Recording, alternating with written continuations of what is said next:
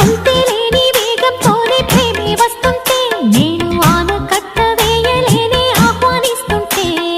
పట్టే తప్పే విరహంలోనే మునిగిపోతుంటే ఇక క్షేమంగానే జీవిస్తాని చెయ్యందిస్తుంటే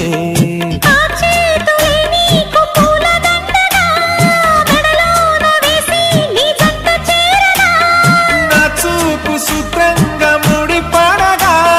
నా చూపు చిత్రాల రాజమేళనా